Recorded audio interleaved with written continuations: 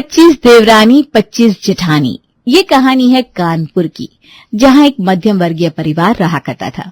राधा अपने पति मंगल के साथ रहती है। उसके 2 बेटे थे, जिसमें से बड़े बेटे की शादी काजल नाम की लड़की से हो चुकी है और अब छोटे बेटे की शादी होने जा रही है। काजल, कहाँ व्यस्त हो तुम? व्यस्त हो या बस यूं ही मटर गश्ती कर रही हो? हाँ, मेरे पास तो मटर गश्ती करने का बहुत समय है ना, यही तो करती हूँ मैं दिन भर, इधर से उधर फुदकती रहती हूँ बस।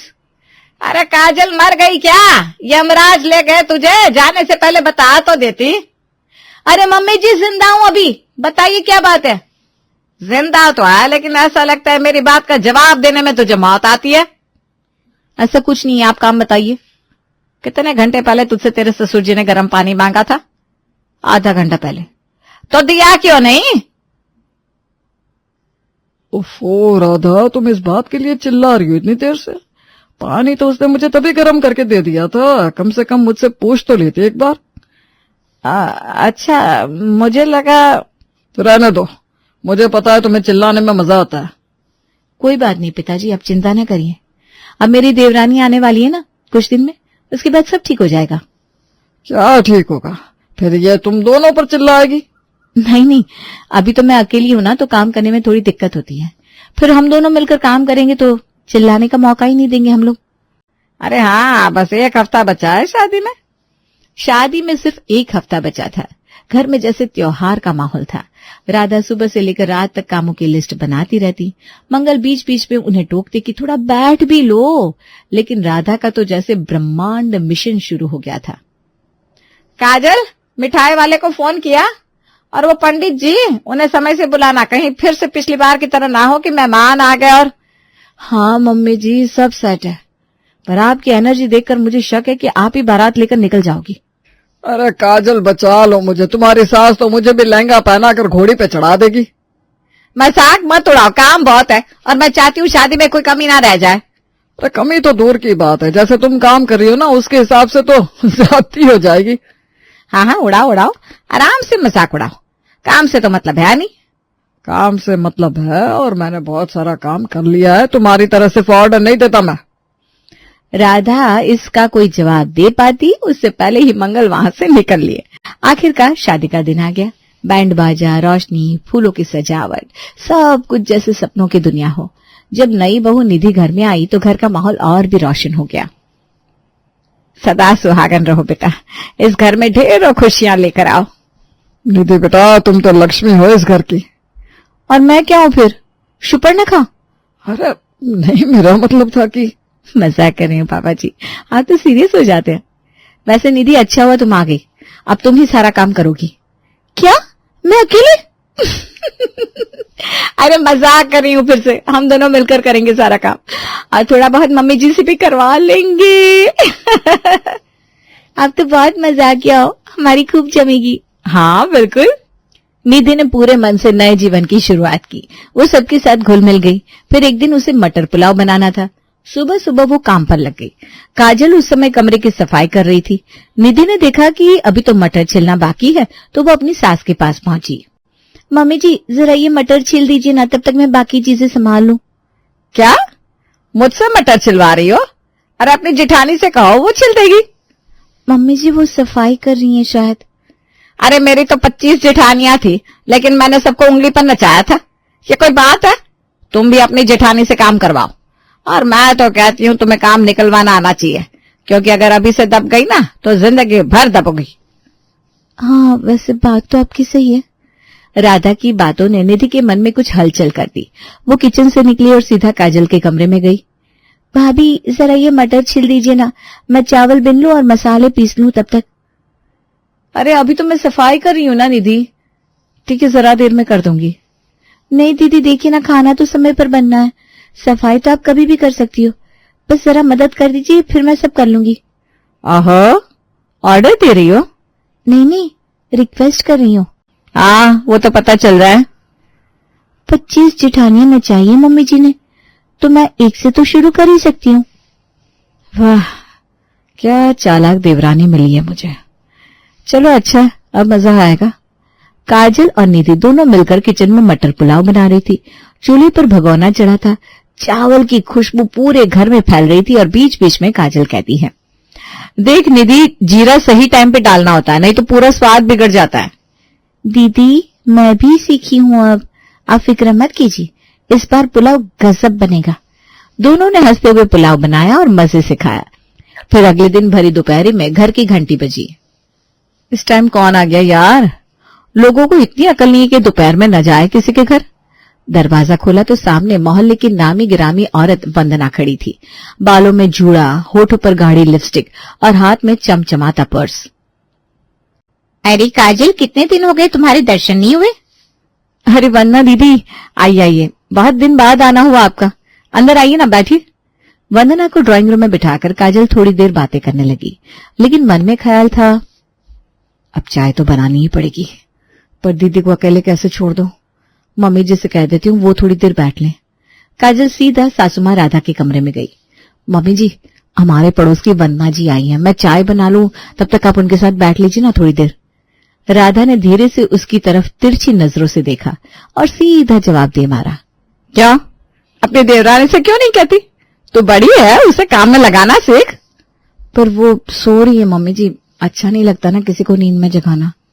अरे रे रे, यही तो शुरुआत होती है, नींद टूटने से क्या बिगड़ जाएगा उसका?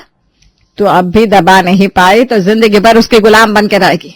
मेरी तो 25 देवरानियां थी, सब मेरी उंगलियों पर नाचती थी। तू भी सीख ले कुछ, बड़ी है तो बड़ा बन के दिखा। काजल का चेहरा सीरियस हो गया। उसे लगा कि मम्मी जी की बातों में वजन है। वो सीधे निधि के कमरे में गई और निधि को झकझोर कर उठाने लगी। निधि, निधि उठो जरा। क्या हुआ दीदी? भूकंप आ गया या सुनामी जो ऐसे उठा रही हो? वंदना नाम का तूफान आया है। क्या? हमारी पड़ोसन वंदना जी आई हैं, मैं उनके साथ बैठी थी, अब चाय बनानी है।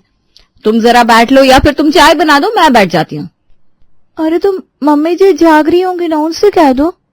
काजल ने झूठ बोल दिया, वो भी सो रही हैं, उन्हें उठाया तो बवाल हो जाएगा। निधि कुनमुनाते हुए उठी। उसका मूड खराब हो चुका था। वो ड्राइंग रूम में पहुंची और वंदना के पास बैठ गई। कैसी हो बहन, बड़ी दिनों बाद देखा तुम्हें। सिर्फ ठीक है दीदी, बस सो रही थी, दीदी ने जगा दिया। पर कोई बात नहीं, अच्छा किया जगा दिया, वरना आपसे मिल नहीं पाती। हाँ खैर वो सब छोड़ो, ये बताओ तुम्हारी सास कहाँ है? पता नहीं कहाँ है, शायद आप आई इसीलिए कहीं भाग गई होगी। वंदना को बात का बुरा नहीं लगा, उल्टा वो तो हंसने लगी। हाँ तुम्हारी सासू माँ तो मशहूर है हमारे मोहल्ले में। Oh really? इसी बीच काजल चाय ले आई। तीनों ने साथ बैठकर चाय पी। थोड़ी देर बाद वंदना विदा हो गई। शाम को निधि को बाजार से कुछ सामान लाना था, लेकिन उसे अकेले शॉपिंग का एक्सपीरियंस नहीं था। उससे राधा से कहा, मम्मी जी आप चलिए ना मेरे साथ, आपको तो सब पता होता है, मुझसे ना तोल भाव नहीं होता। नहीं, तू अपनी जेठानी को लेकर जा, मैं नहीं जाऊंगी। और वैसे भी मैंने तुझे समझाया था ना, अपनी जेठानी को चलाना सीख, जैसे मैं अपनी 25 जेठानी को चलाती थी। ठीक है मम्मी जी, जैसा आप कहें। निधि झल्लाती हुई काजल के पास गई। दीदी थोड़ा बाजार चलोगी, कुछ सामान लेना है। हाँ चलो, वैसे मैं भी बोर हो रही थी। दोनों मार्केट गई, सामान लेकर वापस लौट रही थी, तभी दरवाजे पर पड़ोसन रीना खड़ी मिली। अरे रीना बहन, आप यहाँ आओ ना, अंदर आओ। नहीं, मैं बस बुलावा देने आई थी। आज रात हमारे यहाँ जागरण है, अपनी सासू माँ से कह देना जरूर आए। अच्छा दीदी, जरूर बता दूंगी। निधि अपने शॉपिंग बैग्स लेकर सीधे कमरे में चली गई और काजल राधा के पास पहुंची। मम्मी जी, रीना दीदी आई थी, उन्होंने जागरण का बुलावा दिया है आज रात का। अरे मैं क्या करूंगी जाकर, तू निधि को लेकर चली जाना। पर उन्होंने खास तौर पर आपका नाम लिया था। अरे पर मेरी तबीयत ठीक नहीं है ना, तू निधि को लेकर जा। और वैसे भी तू बड़ी है, तुझे अपने से छोटे को काम में लगाना आना चाहिए। मैं भी अपनी 25 देवरानियों को ऐसे ही चलाया करती थी, तुझसे एक नहीं संभल रही है क्या? काजल ने लंबी सांस ली और बिना कोई बहस किए सहमति में सिर हिला दिया। ठीक है मम्मी जी, जैसा आपका है। काजल ने जैसे ही राधा की बात सुनकर हामी भरी, वो तुरंत उठकर निधि के कमरे की ओर गई। दरवाजा धकेला और अंदर घुसी तो देखा कि निधि थकी थकी सी लेटी है। चलना निधि, सासू माँ ने फिर वही राग छेड़ दिया। रीना का बुलावा आया है जागरण के लिए और उन्हें दर्द हो रहा है, कह रही है निधि को लेकर जा। हे भगवान, सासू माँ कभी कोई काम खुद करती है कि नहीं? मैंने तो आज तक नहीं देखा। ठीक है, चलती हूँ। दोनों भारी कदमों से चलती हुई जागरण में पहुंचती है। अंदर माहौल भक्ति में डूबा हुआ था। ढोलक, मंजीरे और जगदम्बे जागरण की गूंज दोनों एक किनारे बैठती हैं। काजल दीदी, कुछ कहूं तो चौंक मत जाना। मम्मी जी ना मुझसे हमेशा एक ही बात कहती हैं, मेरी तो 25 जेठानियां थी, मैं सबको अपनी उंगली पर नचाती थी, तू भी अपनी जेठानी से काम करवा। काजल की आंखें जैसे बाहर आ गई। क्या? अरे यही तो वो डायलॉग है जो मुझसे बोलती हैं, मेरी 25 देवरानियां थी, सबको नचाती थी, तू भी अपनी देवरानी को नचा। दोनों आंखें चौड़ी करके एक दूसरे को देखने लगती हैं। मतलब एक ही स्क्रिप्ट दोनों को चेप रही है। इतनी देवरानियां और जेठानियां कहां से पैदा हो गई भाई? ये औरत गिनती भूल गई है या मोहल्ले की महिलाओं को भी जोड़ लिया है? मुझे तो लग रहा है कि ये सब बहाना है हम एक दूसरे से भिड़ाने का। तब तो बढ़िया आइडिया है, क्यों ना हम उनसे कहे कि अपनी 25 जेठानियां या देवरानियों को कभी घर पर बुला ले, मिलवा दे हमें भी। एकदम सही, ऐसा बोलेंगे कि सच्चाई का पर्दा खुद ब खुद उतर जाएगा। अगले दिन काजल सबसे पहले पहल करती है। वो राधा के पास जाकर कहती है, मम्मी जी आप तो कहती हैं आपकी 25 देवरानियां थी, तो कभी बुलाइए ना, मिलवाइए ना हमें भी। राधा चौंक कर उसकी ओर देखती है और थोड़ा गला खंखार के कहती है, हाँ हाँ बुलाएंगे बुलाएंगे, फिलहाल तो अपने काम पर लग जा, बहुत काम पड़ा है। काजल चली जाती है। थोड़ी देर बाद निधि आती है। मम्मी जी आपने कहा था आपकी 25 जेठानियां थी, कभी तो बुलाइए उन्हें, उनसे भी कुछ सीखने को मिले ना। ज्यादा ना बात मत बनाओ, काम पर लगो। जब मैं कह रही हूं कि थी तो थी।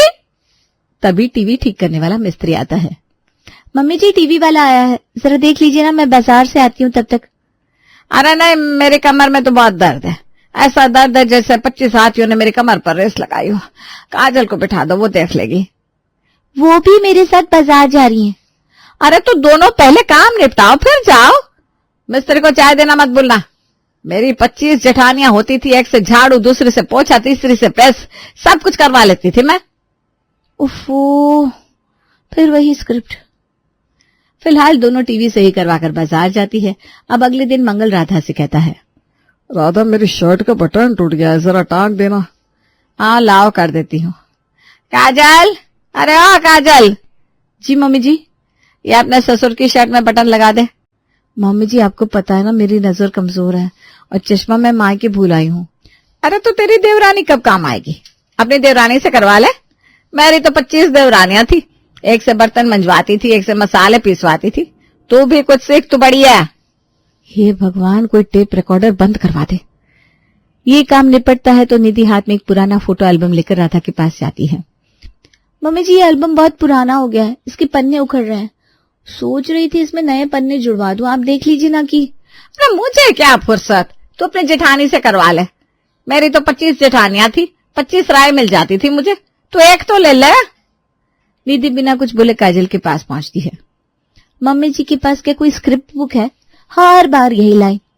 अरे निधि, मम्मी जी से कहो कि 25 देवियां बुलाओ, कहीं इनमें से कोई देवी सचमुच शक्ति वाली निकली तो घर का हाल बदल देगी। दोनों हंस पड़ती है। कुछ दिन बाद की बात है, शाम का समय था। रसोई में काम करते हुए काजल और निधि आपस में बातचीत कर रही थी। दोनों के चेहरे पर थकावट और चिढ़ साफ झलक रहे थे। बस निधि, अब तो मेरा भेजा फ्राई हो गया है, समझ में नहीं आ रहा ये घर है या कोई झूठ का म्यूजियम। सही कह रही हैं आप।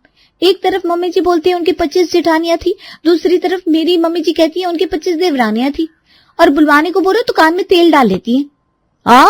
और हर काम पर वही पुराना राग, अपनी देवरानी से करवाओ, अपनी जेठानी से करवाओ। उन्हें पता नहीं क्या मजा आ रहा है, ये तो लड़वाने वाला काम है।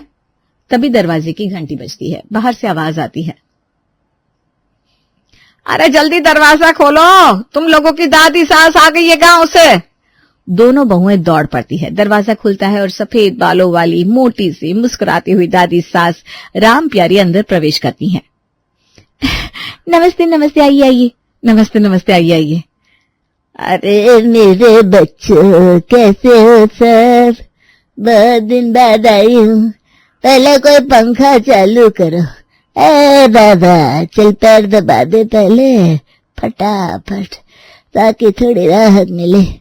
काजल पंखा ऑन करके किचन में जाती है। निधि भी पानी पिलाकर कुछ काम में लग जाती है। इधर राधा अपनी सास के पास बैठ जाती है और उनके पैर दबाना शुरू करती है, पर अगले ही पल उठती है और कहती है, माँ जी मैं ना अभी बस बाथरूम से होकर आती हूँ, हाँ फिर पैर दबाती हूँ। जल्दी आइयो। राधा बाथरूम के बहाने उठती है और सीधा रसोई में काजल के पास पहुंचती है। काजल, जाओ दादी सास के पैर दबा दो, वरना बुरा लगेगा।